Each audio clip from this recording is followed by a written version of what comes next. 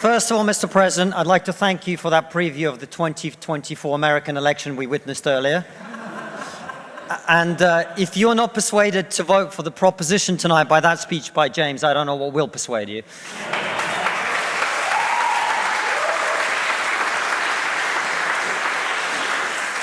You will not know this, but I was supposed to be the first non-student speaker for the proposition. I've now been the fourth, which means that I now have to thank all the previous speakers for making my best points for me.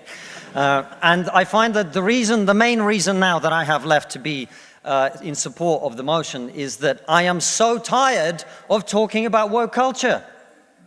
That's why it's gone too far, more than anything else. And I thank the other speakers for making the points for me, because it means I don't have to reiterate the point that no, free speech is not some right-wing reframing of whatever. It's the foundation of Western civilization. Upon this civilization is built, and the Enlightenment values that led to it. I don't have to make the point that has been made by far better people in the past, that the only way to deal with the problem of racism is to treat people on the content of their character and nothing else. And the fact that woke culture seeks to overturn that is a new form of racism that we must all oppose. It means also I will not use this opportunity to say I told you so, as someone who spent the last 5 years warning people in the West that if we continue to erode our culture, if we continue to undermine our confidence in Western values, that our enemies like Vladimir Putin will seek to capitalize on it. I will not make any of those points tonight, at all. Instead, I am not going to talk to those of you who already agree with me, which I imagine is most of you.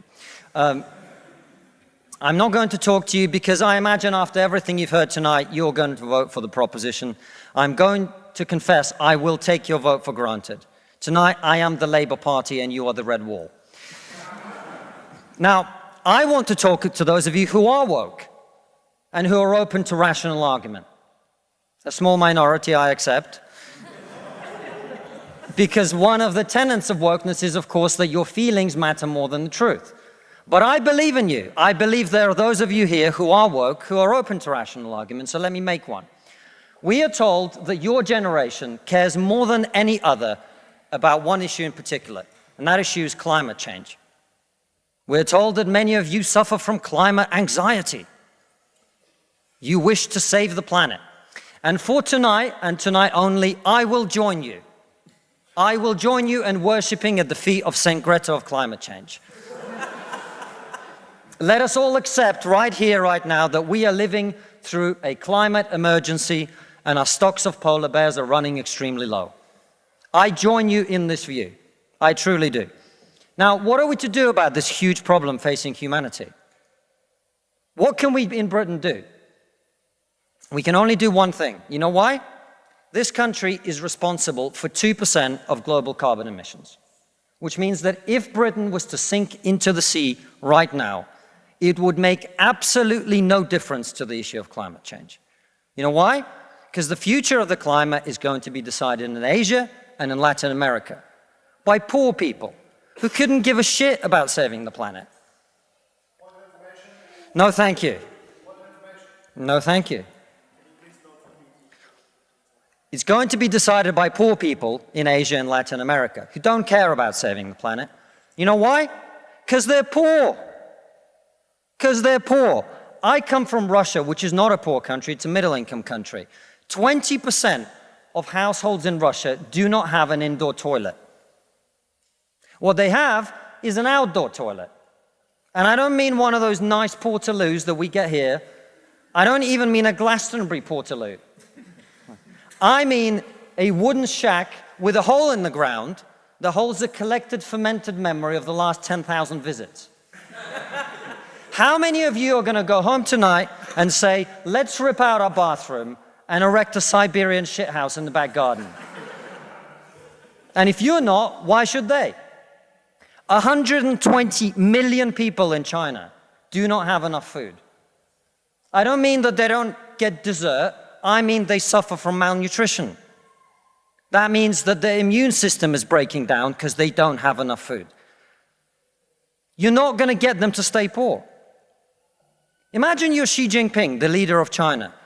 When you were 10 years old, There was a revolution, a cultural revolution in your country, and people came and they put your father in prison. Your mother had to denounce him. Your sister killed herself. And you, no longer enjoying the protection of your formerly powerful father, were sent to a village where you lived in a cave house.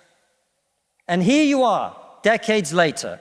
You have clawed your way up the bloody and greasy pole of Chinese politics to be the undisputed supreme leader of the very Communist Party that destroyed your family.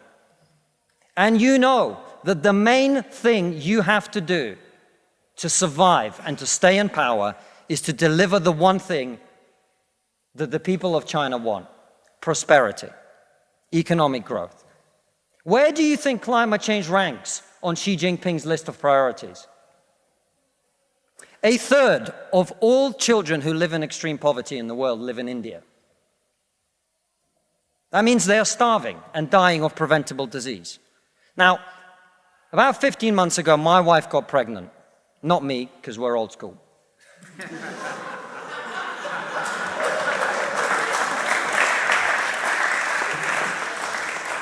And for 9 months, we talked about what our boy would look like, what he might do when he grows up. We looked at baby scans and videos on YouTube about what the fetus looks like at 9 months and 12 months and 20 months. And eventually he was born. And he is this cute little bundle of joy. He's cuter than about 80% of puppies. Right.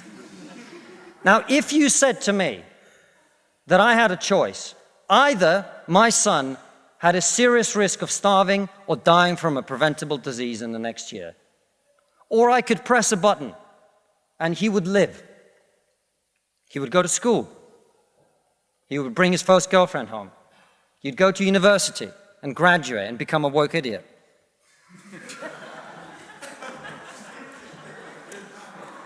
And then he'd get a job and get married and have children and become a man. But all I have to do is press this button. And for every day of my son's life, a giant plume of CO2 is going to get released into the atmosphere. Now, you're all very young, and most of you are not parents. Let me tell you something. There is not a parent in the world who would not smash that button so hard their hand bled.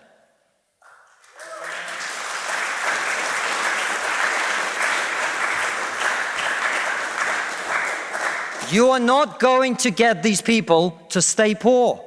You're not even going to get them to not want to be richer. And so, I put it to you, ladies and gentlemen, there is only one thing we can do in this country to stop climate change. And that is to make scientific and technological breakthroughs that will create the clean energy that is not only clean, but also cheap. And no, thank you. And I want everyone to get home on time today, which is not going to happen. And the only thing that wokeness has to offer in exchange is to brainwash bright young minds like you to believe that you are victims, to believe that you have no agency, to believe that what you must do to improve the world is to complain, is to protest, is to throw soup on paintings.